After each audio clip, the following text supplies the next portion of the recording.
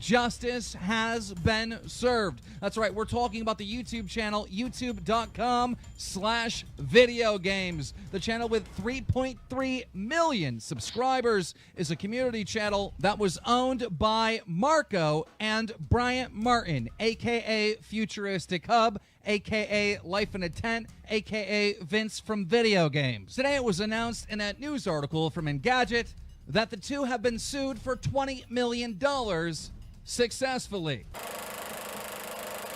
That clock keeps ticking like a metronome, and my thoughts keep telling me to get me home. My boss No slow mode. I want to freak it out. That's what I want. Just let me up. Come on. Clock keeps ticking like a metronome, and my thoughts keep telling me to get me home. Get to work, mods. Telling me to let me oh, just let me That clock keeps ticking like a metronome, and my thoughts keep telling me I'm ready. to get me home, and my balls keep telling me Got to the let fuel? me Fuck all that shit. Just Time to let me roll. go.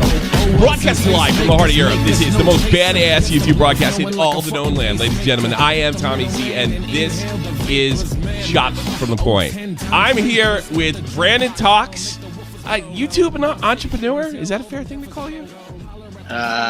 Failed YouTube entrepreneur. That's Failed YouTube entrepreneur. I don't know about that, but we're getting all that stuff. But this story goes back to the day that, at least personally for me, that I was announced. I remember when Keem, it was a really big deal. Keem announced Clown and I for being his new podcast, which just has legendary status on the platform, and this guy, Futuristic Hub, starts spamming me in, like, I have no idea who he is. I don't know anything about this world. I really got kind of kicked dragging. I was doing a hockey show. I got kicked, was crying and screaming into YouTube drama, and he's saying the most effed up stuff. I'm like, I guess this is the way it's gonna be. That, like, he was my first introduction, and all I was just a guy trying to make an extra buck, And if somebody wanted me to podcast to do it, I'm more than happy to do it. It was like a dream come true. So this guy goes after me, and then when Baited breaks up, he sends me a bunch of death threats. It's funny. So in the last year, and I love the fact that he's doxing me at an address, a neighborhood that I wish I could live in. It's like one of the, it's one of the most high class areas on the planet. I mean, Wiesbaden is old money, like royal money, like back before World War I royal money. And they keep doxing me at this address that has it's like big money. You're not even close. You haven't lived there forever, huh? Well, you've never lived there. You live there? What? You've never lived there, but yet he's saying it's your address. He's saying it's my address. Yeah, he's saying it's my. I've never lived there. Information. Not a day, not even close to there. So it's yeah. I mean, I hope. I'm sorry for the people that actually live there. That's pretty funny. So anyway, Brandon, you're apparently a failed YouTube entrepreneur. You actually started following me shortly after that as well. And I don't know if you're even aware of that particular instance. It was like a blue check mark followed me. Oh, like, cool. You seem like a cool guy. We've talked on and off through the years. And then I remember you started coming in as video games, and I didn't even make the connection that you were the same guy. And you mentioned I'm video games, and I'm like, holy crap, because I was paying a lot of attention to Drama Alert at that point. That particular broadcast that we played was from April 16th, 2016. And I'm like, you're the guy that sued the guy that got the channel back? Because that was kind of that had never happened before, I don't think, on YouTube, where somebody actually had to turn a channel over that I'm aware of. Yeah. No, I think, I definitely think it was the case set precedence. It was the first time I've ever heard of a major lawsuit around a big YouTube channel, and the fact that it was, a case that had to deal with fraud and tortious interference, as well as breach of fiduciary duty. I know there's been lawsuits in the past with, there was that the one with Ray William Johnson. I forget the name of the company. With the Maker Studios and no, not that one. The one he was sued, I believe, by a rights company who they aggregated viral content and they would license it. Yeah, I know exactly what they are. And he lost too. That was the weird part. Yeah, well, I dabbled into the case just a little bit to see what kind of arguments they had, and if I'm not a lawyer, but if you're showing the heart of the content, taking the long video and you're taking the heart of the content and putting it on, I think there could be a challenge as to whether or not that's a breach of copyright. But, well, I think that happened well before. I mean, I've been told by other lawyers, I'm not a lawyer either, but it doesn't matter how much of the content you use as long as the judge finds it in fair use. So in that case, I think Ray got unlucky. He certainly did commentary on it, but the problem is the heart of the content for a 7-second clip. I think it's the whole clip. Yeah, it's the whole clip. But it makes it kind of rough. But I think it was before the precedent of the H3 lawsuit, and I think that's where he got unlucky. I think he would have been in really good shape had that not happened.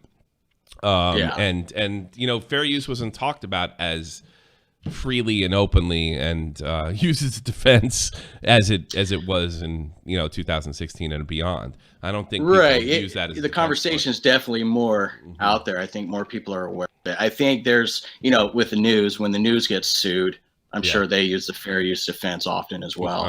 As far as the YouTube community, everybody's been talking about fair use, but no one's ever really challenged it until these a couple of lawsuits. So it's definitely going in the right direction. I think it really just comes down to whatever judge, how the judge views the law, which is not necessarily a great law. If that's the case, it's got to be more clear cut. Or a jury. Or something. Yeah, that's true. I don't know if Ray saw a jury or a judge oversaw it. But getting before that, I want to get to you because we share some things in common. We're both veterans, which was kind of weird to find out because I don't know too many veterans other than people that are using their military career. Like I know there's a guy on Facebook that he's an ex-drill sergeant. He's managed to transition to a social media career. There's not too many guys like us that take the uniform off completely, so to speak, and go on. So so you go into the Army and then you come out, and then what happens with social media? Yeah, so I actually joined the Navy 2 weeks after 9/11. Yeah. Smart. So I was in boot camp about 2 weeks after 9/11. I served until 2007.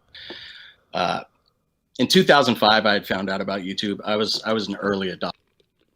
I found out that you could actually autoplay YouTube videos on other forums, and at the time I was trying to be a lame ass rapper, and I was pushing my music that way. But fast forward a few years after I got out of the military in 2007, I went about 2 years. Nobody would hire me. I had a lot of anxiety issues. I had a lot of anger issues. I didn't like being out in public, so nobody would give me a job. Got denied for a job at Taco Bell. Jeez. So the YouTube Partner Program, I was already into YouTube, and I saw people were making money on the YouTube Partner Program. So in 2009, I started a channel.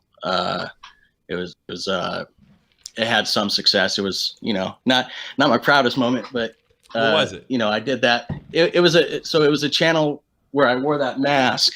I would speed up my voice. I'd speed it up, and I would just troll. Okay. And it went from making quality content to, I don't know, later in 2009, where I realized that, hey, if I talk about big viral subjects, I'll get the views. So it turned into me kind of exploiting tragedy and horrible situations. Really? Where I would act. Oh yeah, dude. It was a shitty thing. I did that. Keemstar didn't come after you? What's for doing that kind of stuff. Keemstars went after people like that before, but that's pre-YouTube news, I guess, right? Unfortunately, and I'll wear this badge of shame, I was probably one of the first ones to start it. Okay. It was, and a lot of people kind of mimicked that, and I did it for about a year, and when I first started doing it, I would come up with reasons why. Oh, it's fine. They're famous. Nobody. You're just making news. You're just doing news. I would convince myself, but then, it started to wear on me like, hey, dude, no, you're kind of being a scumbag. So I killed the channel. I regrouped my brain. I had a lot of shit I was going through, anxiety-wise, and So I had to really figure myself out, and I switched over to my friend Pedro. Hooked me up with a content with somebody at YouTube that gave me content ID, and they gave me a CMS, which is pretty much it let me start a multi-channel network. Okay. And I hit that hard. I started using what I used the tricks that I learned from making shitty content, and I tried to apply it to those who actually had real talent, and blew up the network. But right around the time that I was starting that network, I would say it was probably about a year into it. I'd already knew Brian from 2009, just because he was kind of making troll videos and stuff like that. I didn't really work with him until. So let me go back to 2012. I had already sold my company to Maker Studios, and I think at the time I was an executive with Maker Studios, and Marco Princip, who I forget the original channel he had. It was a tech review channel, and he also had a channel called Team Noble. And back then, it was real easy to network with creators and work with people. And because at the time where my head was, just the way I worked on YouTube was I would find, I guess, not necessarily exploits, but the easiest way to get engagement with the lack of quality. So when I found Marco and he said, hey, I'm going to start this video games channel. I really think it will blow up. I was one of the first investors. In fact, I was the first investor. I gave him $1,500. I told him I'd help him with the channel. And this was in 2012. At the end of 2012, when I hadn't been paid a single dollar, part of the agreement was I'd be 30% owner of the video games channel. I would get 30% of the gross revenue. And as I was aware, Ty Moss, who is Ty's iPhone help, and Ty Moss now, he's another old school YouTuber. He had 30%. Gotcha. And then towards the end of 2012, right towards the end, it turned into one of those things where, if somebody owes you money and you're like, hey, dude, like, when are you going to pay me? Oh, I'll pay you next week. I promise. I just had something come up. I'll get something, blah, blah, blah, blah, blah, whoop-de-woo. And then a week would go by, day would come. Hey, Brandon, sorry, I'm on my way to the bank right now. Okay, I'm at Chase. I'm in line. I'll send it to you in 10 minutes. And then he would ghost me for like a week. And it turned into that for several months. And then at late 2012, he tells me, hey, Brandon, this kid stole the channel. And from what I understand, a kid that he was using to run the channel, optimize the channel. I don't know if he wants to be publicly identified, so we'll just say he was a brilliant kid. He was helping run the channel and helped it blow up the way it did. And then I guess he didn't get his money because he took the channel and bounced. So late 2012, I was like, well, shit, it's 8 months, but it's only a $1,500 investment. I considered it a loss and forgot about it. Like, gotcha. Whatever, I'm done. Well, fast forward to 2014. So about a year and a few months go by. And that's when I know that's when the lawsuit takes place, because I don't think a lot of people know this thing goes all the way back to 2014 when this becomes litigated, right, if I'm not correctly. Yeah. So, okay. Fast forward to then.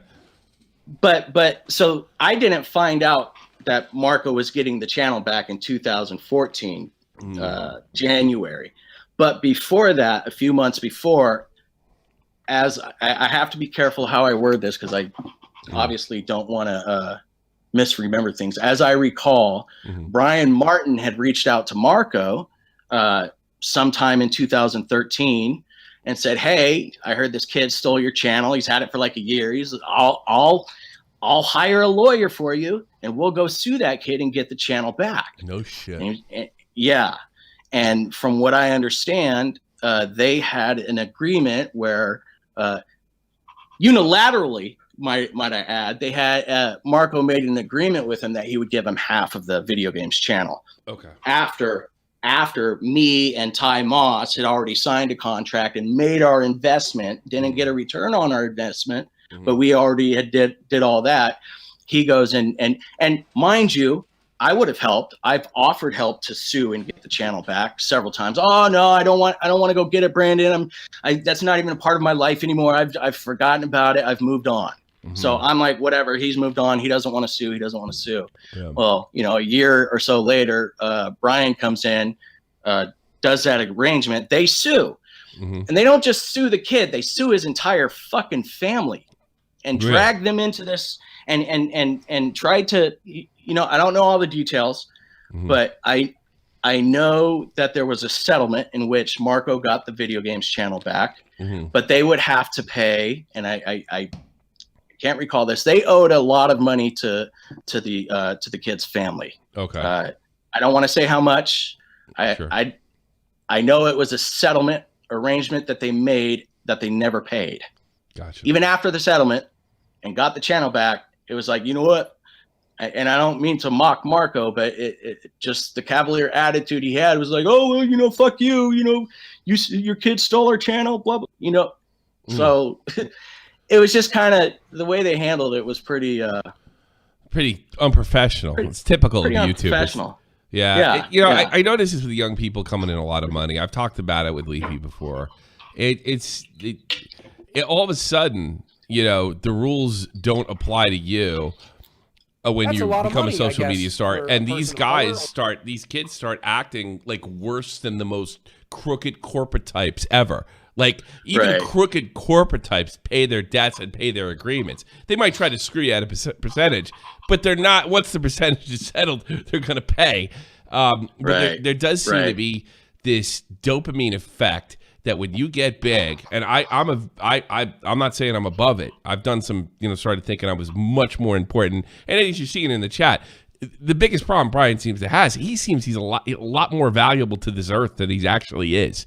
And you get that sort of mindset, and you think you can do anyway. You know what? That guy gave me $1,500. We have an agreement. The court says, fuck it. I'm not going to pay it. And that seems to be what's going on here, and just finally caught up with him. At some point. So can you go to 2016 when you actually get the channel back?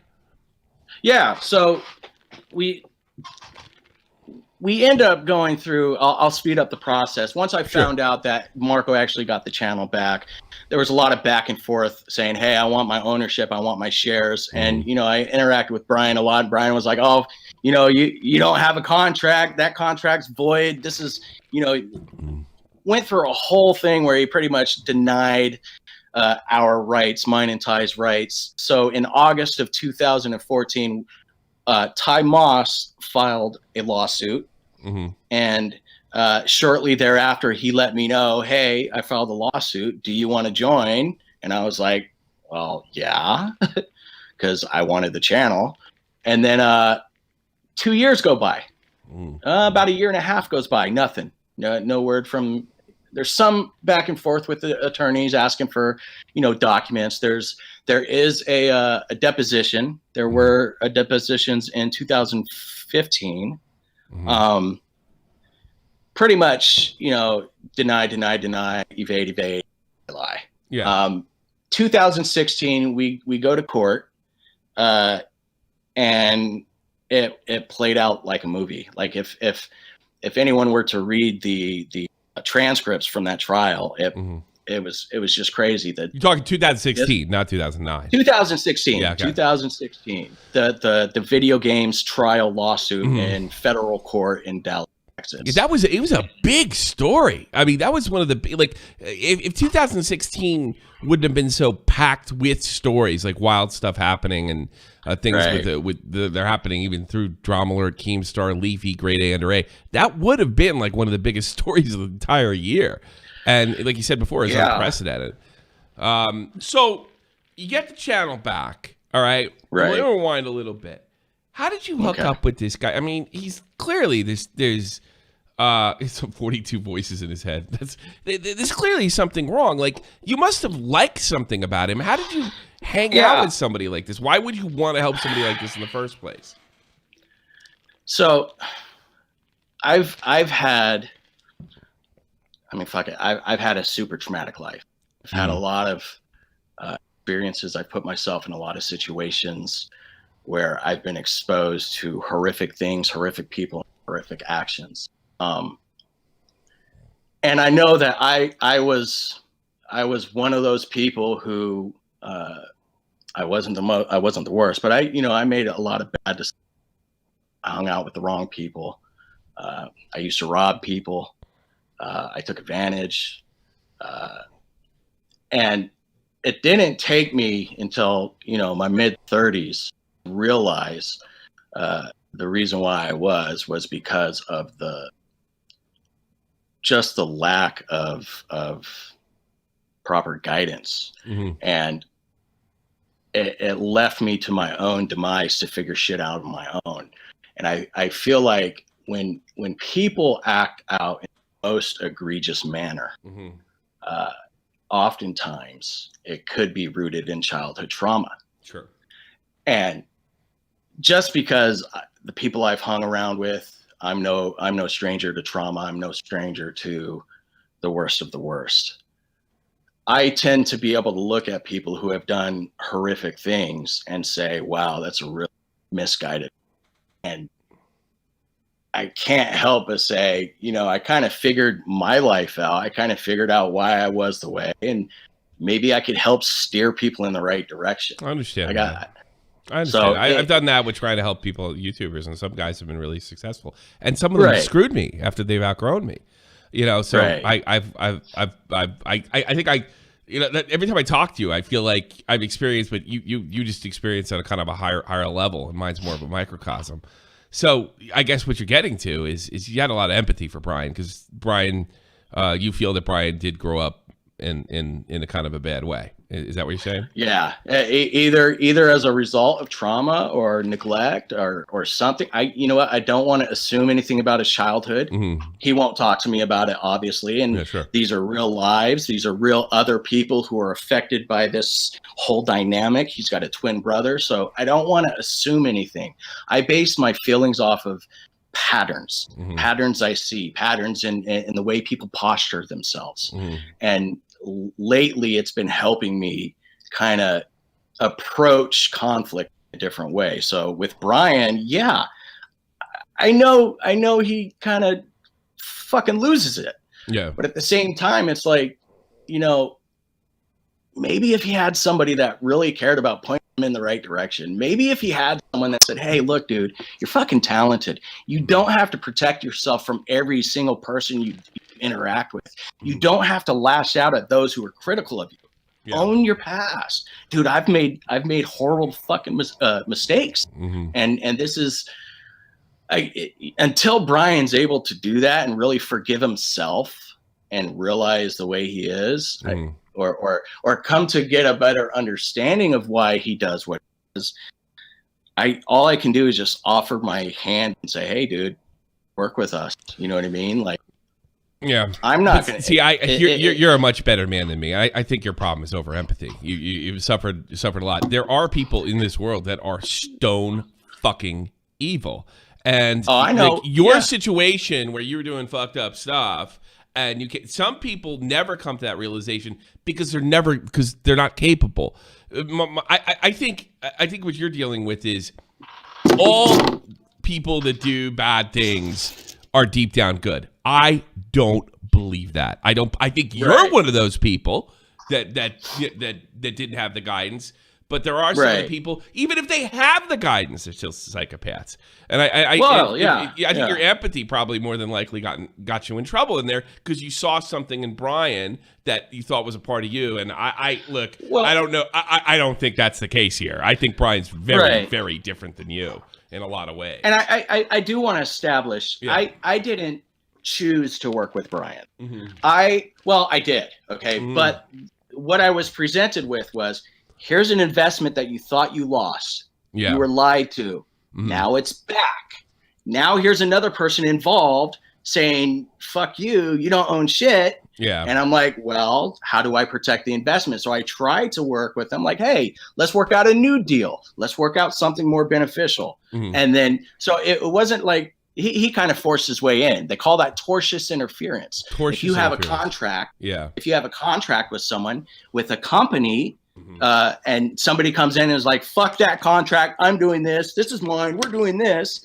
Well, that's tortious interference, and you have the right to use the law to get him to stop. Get him to stop. Yeah. Okay. Yeah. So you get the channel back, but that's clearly not where the lawsuit ends. Brian goes on to, I mean, I don't know. Like I know I found it. Somebody sent me a video 10 years ago, pushing 11 in October. Repsion had a big problem with this guy though when he was referred to his life as a life in a tent. And this guy, I mean, I never picked a fight with him. I never made a video about him criticizing him or anything. And then he came at me. There's obviously something really wrong here. But I think I lose my empathy when, you know, so many people are getting hurt. So many people are being attacked. Yeah. We got a kid in chat right now, Wacky TV. You know, I'm sure his dream is to be a YouTuber. And you got this 30-year-old man saying he's going to fucking sue him and ruin his life and what have you. And it's all, he's blowing smoke up everybody's ass. He blows smoke up our asses. Everything. We've been dealing with him. He buys memberships on my channel to spam the N-word or do something like crazy. I don't think I ever spoke about him on Shot from the Point until a year ago. I kept all that stuff pretty much to myself. And I think I talked to Colossal's crazy about it. But I don't even know. It was so long ago, I don't think you remember. It does seem really weird that he's just constantly attacking. But there has been some more recent developments in his lawsuit. And that's really the juice of this stuff that we talked about. And I want you to be able to talk about whatever you can. I don't want you to get in any kind of trouble. There's been some, you know, he's not drama alert worthy anymore. But you've had some major victories against. Can you go over some of them and what exactly he's been ordered by the court to do? Yeah, well, so personally, I have no major win. In 2000, well, a few years ago, I turned over all of my rights to the YouTube channel, the lawsuit. At the time, it was like 120K in debt. It was a liability, and everything crashed for me. Everything, all my investments, I thought I diversified, but I'm an idiot. And like you say, I suffer from too much empathy and I, you know, not all of my investments were shady, but you know, some of them, Brian's not the first person to, you know, screw me over. Where was I? What was it we were just about? Well, we're talking about, I'm sorry. I got it. We were talking about the recent developments. Like, what does the court order Brian to do? As far as like, there's been some changes, issues with COVID. Like, what you've won. This lawsuit has not put Brian in a good position. That's kind of what I want to get to the heart of. So yeah, and that's why I'm leading up to it, because there was a break from the lawsuits when this stuff started kicking in, and there's a reason why. To that point, we had the appeal. The appeal took a year, and then in 2019, I got to the point to where I didn't want to fight it anymore. It's draining. The amount of legal debt, the lawyers maybe 300 grand in hours and shit. So I end up turning over my ownership of it all to a group of owners, and now and they've assumed everything pretty much taking it off of my hands. I'm helping them. I'm acting as you're acting more as a witness now than anything else. Right. So now I'm a witness. Yeah. And Feudalissimus, the company that I'm managing, they are the plaintiff or the judgment debt. So it's not you even suing him anymore. So the way that you're just helping along with the the company and showing them the facts and what have you. Okay. Right. So then, you know, I cannot talk about any of the current proceedings. Litigation, after several years, litigation started back up last year. Listen, I respect the court. I respect the process, and I don't want to talk about the litigation, but I can say, well, yeah, you know what? Ask me some questions. I don't want to offend the court. Okay. What is the court awarded this company that you're helping? I'm sorry? What is the court awarded that you can talk about? I can say that I have a fiduciary duty to the owners to utilize the law collect on any judgment, any lawful judgment, and I will pursue it. So we can't talk. We can't talk numbers. We can't talk numbers here. And I can't. I don't want to talk about the litigation. Because I don't want to talk about any numbers because here's the thing, right? I'm not a lawyer. Okay. I don't know what's allowed to be said and what is. A lot of times people say I can't talk because my lawyers say don't talk. Most of the time that's bullshit. They don't have lawyers. But if you have a lawyer that's saying don't talk about the case. Okay. Fair enough. But here's what I can talk about. I have guys looking at legal documents over here. Yeah, I got guys talking about legal documents here. State of Texas, to any peace officer in the state of Texas, greetings. You are commanded to make an arrest of Brian D. Martin for safekeeping, and that you have and deliver Brian Martin to the Honorable Martin Hoffman of Dallas County, Texas, at the courthouse of 600 Commerce Street in Dallas, Texas. On the instainer, I don't know what the fuck that means, for the answer of Brian Martin, then there to be charged Brian Martin's failure to appear. So this is more of the pattern of, I'm fuck it, I'm not showing up, I'm above the law. As an order to do so by the court's charge of contempt for failure to comply with the court's orders, granting a motion to compel discovery from defendant. So you can't talk about this. So basically what the court's saying here is what you're asking for from him or what the company has been ordered, he won't do it. He won't even let them look into it. Failure to compel discovery from the defendant. Judgment debtor Brian Martin and the court's order compelling turnover of non-exempt property. Bail is established for the release of Brian Martin upon significant bond in the minimum amount of $500,000, $500,000, as ordered by the court, which means the amount the court finds reasonable as necessary to guarantee the personal appearance before the court. Can you elaborate on any of this and why it happened? Sure. When the court orders you to do something, anything, the judge says you are ordered to do this, and you don't do that, the judge can then, by law, demand that you appear in person and answer for yourself why you did not follow the order. And usually that is the time that the person, whoever has the order, can say, Your Honor, I didn't know. Here's proof. I didn't get notice. I'm sorry. Give me some more time. I'll figure it out. Well, I apologize. No disrespect to the courts. That's your time to plead as to why you should not be held in contempt. And if you do not appear at that specified date to answer for your actions, the judge is within his legal right and power to issue a warrant for failure to appear. Okay, my sources are telling me that he has been to court before, and they're doing it via, because of COVID, of course, they're doing these court appearances via like a Microsoft Zoom or something like that, and he only stopped showing up after the award went to this company that you're supporting, that he just started blowing it off completely. And then the judge ordered him to show up. And my sources tell me that he's actually living in Europe and he can't show up now. So he can't, because you can't get a flight back home. And now it's like he wouldn't show up for the Zoom call judgment. So to make it official, this is what my sources are telling me, make it official, they said you have to be in court, and knowing he couldn't show up for that, it's really just because you didn't show up for the Zoom call. Is that more or less accurate to what I'm hearing? I do not want to speak towards any of the pending motions or litigation, but what I can say is that I believe courts are resuming by Zoom because of COVID.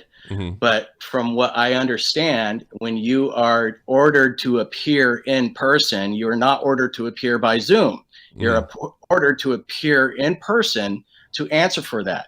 Now, if let's say you're ordered to appear in court for something, and that day you decided a week before, well, I'm just going to leave the state and go hang out with my friend, and then the day before court you lose your plane ticket. Well, the judge is going to look at that and say, bullshit. No, it doesn't matter if it's bullshit or not. What matters is the law. Yeah. You have a default judgment. Mm-hmm. Now, obviously, the courts have the discretion to listen to what the person says or the defendant says, and they can make discretion as to whether or not the reasoning they're giving is realistic, and maybe they can further or push it down the road. But from what I know, if the judge says you need to show up in person, The law protects people from any, and this is my ignorant understanding. Mm-hmm. If you have to appear in court and the other person doesn't show up, oftentimes it turns into a default judgment. So if you're not there to state your claim, the only thing the judge can go off of is what the plaintiffs say and what the evidence shows. I have been getting. Somebody just said something to me. I just got a notice that I mean, he's well aware that he probably can't return to the United States again, and that he is planning. This is funny. I don't know if you can confirm or deny this, to claim political asylum in the United Kingdom.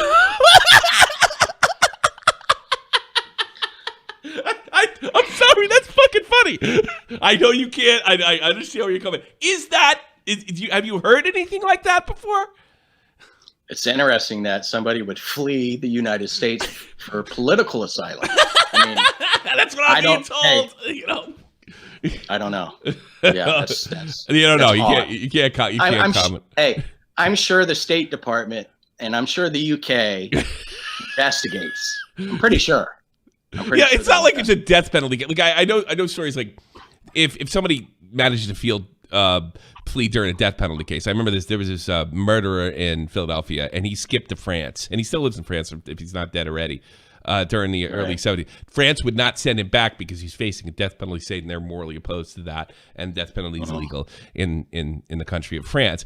This is not something they're going to be like. They won't send you back to the States for. This is not something that's going to wash. He doesn't fit in any kind of a protected group. He doesn't fit any of the things that a normal person, like people that claim political asylum, are like coming from I don't know, like Kazakhstan and Africa and the Middle East, where that had people legitimate type of asylum. So if this rumor is true, it is comically laughable. It is about as funny as it how's gets. YouTube involved in politics? How is this a political thing? Yeah, I don't know. I don't know. Oh, I got Britpog in there too. Yeah, this is a circus act.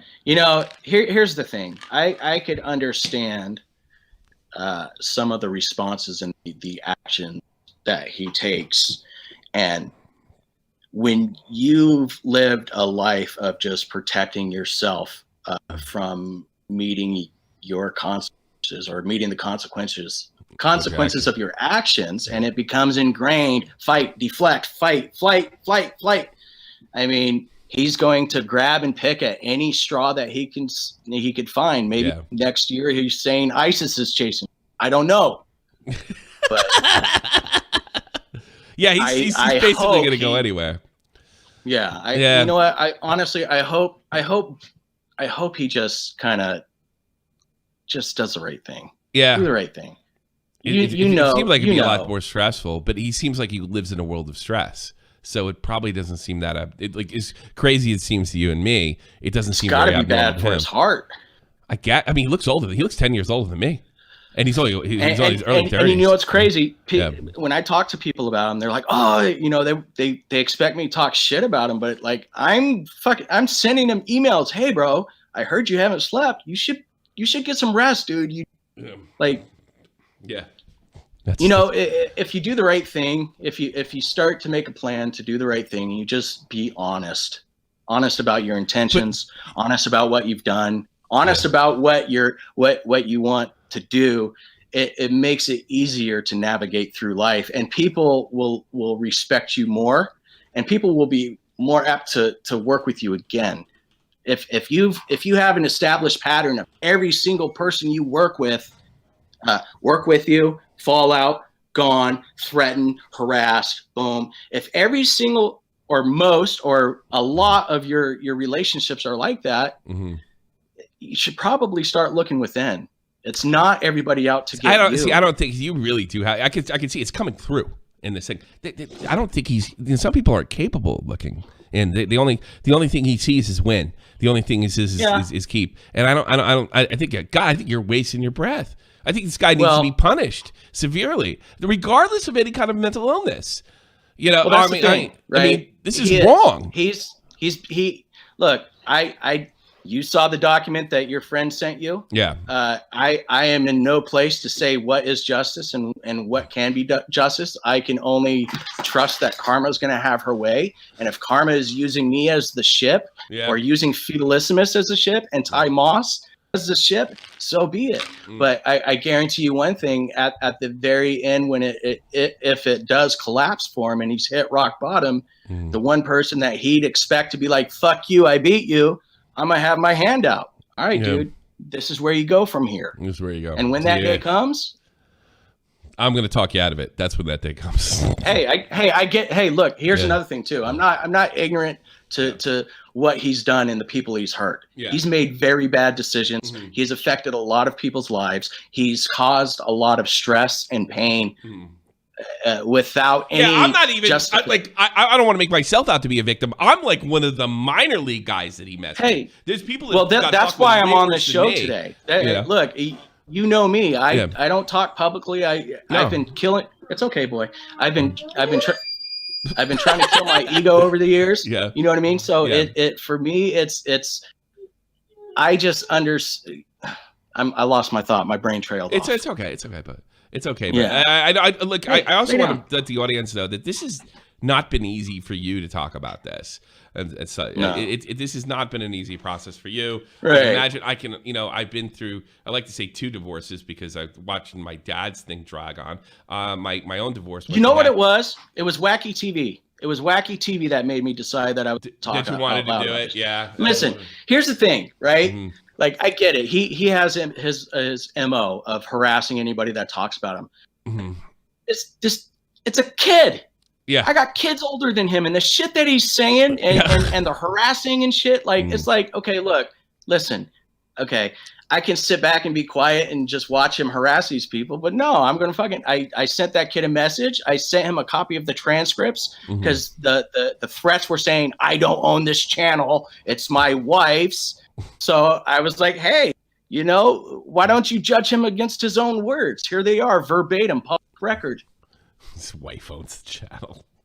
Look, I just want to put out there, I've been told that his wife is very young, and if she's owned this channel, she would have been somewhere between 12 and 14 when she got ownership, which is, of course, impossible. Listen, Brian Martin created FuturisticHub, made those pornographic Minecraft animations, and then eventually he realized that, hey, maybe I should move to family friendly, which is a brilliant fucking move. Yeah. Well, I'm not doubting his ability to get views. Oh, I know. I'm giving him his props. Yeah. At the same time, come on, you can't lie when you sat in open court and said, it is my YouTube channel. Yeah, there you go. And I also want to report, I know you can't do this, my sources also tell me that the Futuristic Hub channel, something over 1 million, has been awarded to the company Brandon speaks of. Now, I don't have any court documents on that. Actually, I have so much documents on this guy. I can't even go through it all. I don't even understand it all. But from what I've been understand, that other channels have also been awarded. So this is just, it wasn't just video games. It's Futuristic Hub, no longer his. It's everything that he's ever worked on. It's just completely unraveling. And he finds time to mess with wacky TV. Yeah, well, yeah. Yeah, and I get that. He's gone back. It's very evident to me, or that either he or someone has gone back and threatened a lot of people into deleting their videos and having videos of him identifying him as Futuristic Hub removed. Yeah. Obviously, he can't get Keem to remove his, so that's stuck for life. You know what I mean? Yeah. So it's him just finding every weakness in his argument, every exploit or whatever, and trying to patch it up. And sometimes the truth just chases you the fuck down. I actually like to see the guy go to jail. I'd like to see the guy go to jail. And I mean, I know that you feel that way, but I would like to see the guy, because I don't think nothing's getting through, and that's what jail's for. Is when nothing else gets through. Every warning. Chris Rock said it best. You ever hear somebody say, I wouldn't do that shit if I was you? Well, here's some of that shit. Like everything you're not supposed to do. Everything you've been warned about and told about. There's got to be that's like the worst place to go besides the fucking electric chair. No, I'd like to see it. I'd like to see you spend some time in there. It might cool him the fuck. If any kind of like, holy shit, I'm in jail situation, but I gotta be honest with you, I think he would fuck with the other prisoners. Yeah, I'll fucking sue you and all that other shit. I think it would last a minute, you know. I'd like here's to the see thing. go to jail personally. He has a long past. It is well documented, and it is obvious that a lot of the stuff that he has done was criminal. Criminal. Threatening to have people murdered, threatening to spread fictitious stories about people around their hometown. Yeah. I don't know if this is true, but other people have claimed having people swatted. Like, listen, it's such a weird place to be, so angry at the world that you lash out at everyone. When you're doing criminal shit, no matter how much of a good person you are, it will catch up to you. And for most people, it takes being locked up for them to say, shit, I probably should figure out why I keep doing it. There's a YouTuber, former mob capo, Michael Francis. I think he's relatively a good person. And that's kind of what it took for him. You know, it's like, this is no way to live. Sometimes it takes rock bottom. It really takes rock bottom where you're like, what the fuck else is there left? Why is it like, and you lash out at the world until you realize, well, maybe it's me. Maybe it's me. And then just every day, fucking meditate your mind. Or at very least, I don't want to go back to jail. So maybe I should stop being an asshole. Be a better person. No, I should be a better person anyways. We should all be focused on being a better person every day. We're all misguided by our parents in some way. Yeah. All of us. And we have an obligation, not just to ourselves, but the people we have influence over, especially if you're a creator, you have an obligation to be a good person. You're setting a fucking example. Yeah. I don't know. Some people, there's so many kids online that fuck what their parents say. They want to hear what their favorite creator says, and they take their lessons. Come here, boy. He's just like, oh. Sure. There's your buddy, huh? What kind of dog is he? Yeah. What kind of dog? He's a Great Dane. Come here. Oh, wow. Oh yeah, put him on. Holy crap! And he's just a little. He's crying. That's a big boy. He's my service dog. He's my boy. You got a Great Dane for a service dog? Yeah. He's whining because he can sense my anxiety. Yeah. Is that what it is? He's basically telling me cool out. He's like, Dad, what's going on? What's going on? He's basically telling you cool out. Yeah. All right. Yeah. I think we got everything. I just want to talk. Do you have any future in YouTube, or you don't care much anymore, or something like that? So yeah, I used to have the channel. I turned it over to my kids. They're creating for that channel now. I do have my wait. You gave a 1 million sub channel to your kids? That's a story. So no, well. Yeah. Here's the thing. I shat on you to my kids. Oh, okay. I shat on you. Okay. Right. Oh, okay. Video games belongs to Fetalissimus. Okay. So I gave my kids I shat on you. They changed it to Satire Daily. They make fake news. Okay. And I have my channel. I'm gonna do a podcast, but I don't need to advertise it. It's gonna tank. Nobody cares what I have to say. You'd be surprised. We'll put it out there. We'll put it YouTube, out there. YouTube.com/Brandon Talks. Get that out there. YouTube.com, Volt. I would really appreciate that. And then we'll definitely put that in future episodes, especially if you have a big one to get you out there. And maybe I can be a guest one day. I'd love to be on with you. I think that would be fun, not talking about this kind of stuff. Maybe some some more interesting stuff like that. But yeah, and also you can get him on Brandon Talks on Twitter. And you know, but going back to what I was saying before, so you have no creative plans in the future? You're good with what you're doing now, and you know, this is behind you. I wouldn't blame you. Yeah, no. I've dumped the last few years. I've dumped myself into music. My daughter's passionate about music. She wants to be an artist. So I've learned music theory. I'm learning how to produce. Yeah. I'm going to help her with her career. And you're right, the guy. I'm just all about. I'm good. I'm all about helping my kids. All right. How old are your kids, if you don't mind? Between, you know. Yeah. So the oldest is 20. He'll be 21 this year. Oh, wow. And my youngest will be 15 this year. So you had kids in high school, just out of high school, I guess, right? Just out of high school. I plopped them out for back to back. Yeah, because I have a 12-year-old, you know, and a 5-year-old. Yeah. So that's awesome. What's that like? Because you're younger than I am. Like, what's that like having an adult child? Is that cool? Is it fun? Well, here's the thing. When I initially decided to have kids, I decided to do it young so I could retire by 40. It was purely selfish. Mm-hmm. I obviously didn't know what it meant to be a dad, so I just kind of threw these human lives out there. Mm-hmm. But, you know, being able to go through what I've gone through, and the kids to I'm good, boy. I'm good. Okay. Going through what I've gone through and them seeing the highest of highs. Because look, I was one of the biggest shareholders of Maker Studios. We sold that company for $700 million. Yeah, I know. We fucking nice. Bro. I had you did good, cars. Yeah. Sports cars. Fucking mansion in Chicago. Like I was.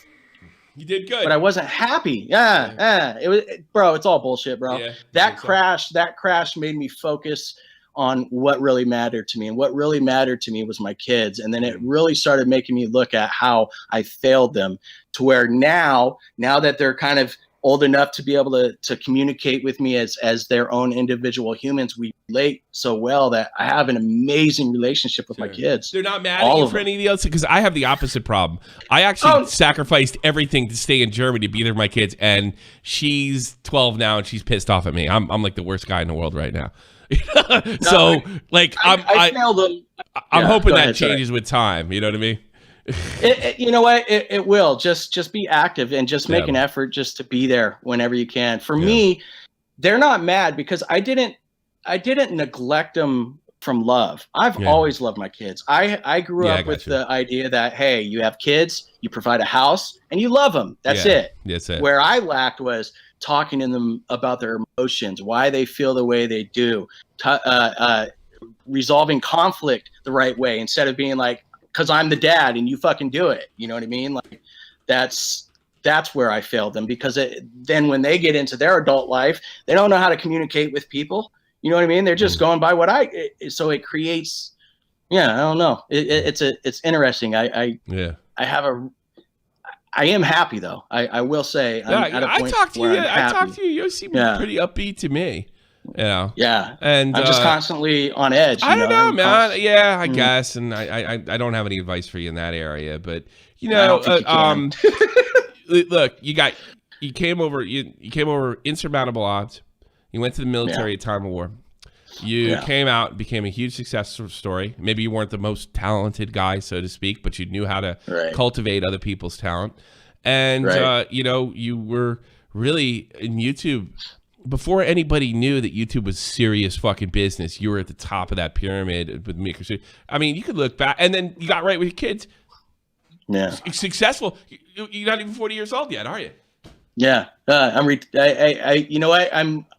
So I can't work. It's hard for me to really sit down and focus. I can't work because my brain trails off. But thankfully, I'm in a position where the government takes care of me for the rest of my life. Yeah. For, you know, if I ever get another spurt of luck and I make money, then so be it. But for now, you know, I'm content living how I am, trying to be mindful of the present moment and just focus on my kids, ensuring that they are propped up so they don't have to encounter the same. And guys don't realize that shit's fun.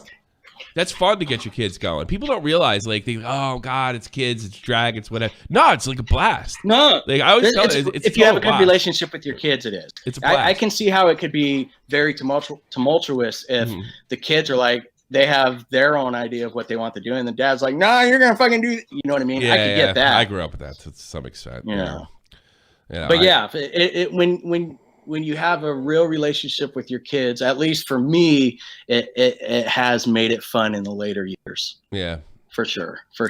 Absolutely. All right, Brandon, let's get through your con. I'm glad we got this story out, and it's not even just this douchebag story. But it's I'm not really gonna call him a douchebag, Brian. Look, Brian, if you're watching, you're probably in the chat, dude. There's going to be a moment. There's going to be a moment where it hits. I'll be here. Talk to me. I know. There he is. Hey, I get it. Yeah. I get it. I understand. I do me. Yeah, I got you. It's really difficult for me to, I don't know. I don't have a lot of good feelings for him. I worry about him. If he were to do that, I'd feel like he'd use you again. You know what I mean? Oh no. Hey, I'm hip to it. Like I'm hip. Like, you know what I'm saying? I've been through a lot, and I've learned a lot, and part of my growing as an adult is realizing you can't trust everyone. In fact, you probably shouldn't trust anybody. Yeah, you should judge them off their actions, but if you're going to put yourself around somebody that you think could have a negative impact, just be prepared for it. And you have to decide if it's worth it for you to put yourself through it. Me, yeah. Well, I have a fiduciary duty to Feudalissimus to make sure that they collect on a judgment. So while I'm here helping the company, I'm going to interact with Brian, and I'm always going to be polite. In mind, like it's not about money for you; it's about doing the right thing. Right. Right. Exactly. Absolutely. Yeah, it's about doing the right thing. So, and you got your shit together, you got everything good, but it's about doing the right thing. And I think, no, regardless of your empathy, your empathy doesn't extend to him not being held responsible, which I find people have, and it annoys the hell out of me. Brandon, thanks so much for coming. Hey, you got to atone for your actions. You really got to atone. Yeah. Everything comes back. I'm going to have to. Let me ask you something. Do you believe, although I don't believe this, do you believe if you're able to get him to legally atone that he will kind of see the light and come through? Is that the goal? Because it couldn't be money at this point. No, I think Brian Martin needs either a trip to a shaman to take ayahuasca, or he needs to smoke the venom of a Colorado river toad and meet God. And then no, listen, hey, you laugh. Really? I'm not a religious guy, buddy. When God shows you how fallible your ego is, and he starts to deconstruct this image of who you think you are, once that happens, you could tear it down yourself, and you could become a better person, and you could learn to love yourself and be happy. I'm happy, bro. It's okay. You're good. I'm happy too, and I'm gonna listen to your dog. Your dog probably knows. Yeah, my anxiety's going up, bro. Yeah, I think we're gonna end it right there. Thank you for the great interview. I appreciate your empathy, but I do want to see some atonement. It's time to pay, Brian, and you're gonna do it whether the show happened or not. This is the almighty infinite, independent excellence, devil fighting, rebel titan, weed smoking alchemist, fake identities. Okay, you cool with Jason Bourne, running with these Wolverines. Okay, you about to catch a storm. I ain't never been a liar, got tired of niggas playing me. Head in my legs like she about to catch a pedigree. Chi-Town, the King's home, slapping fives, Blackstone, 6 Mile to danger zones. Bullets look like waffle cones. Folk affiliated the evolution of Machiavelli. Don't make me read them eagles to you like I'm Chip Kelly. They feel my struggle, I express it through my hip hop. I'm about to make it hard to breathe. Here's a headline.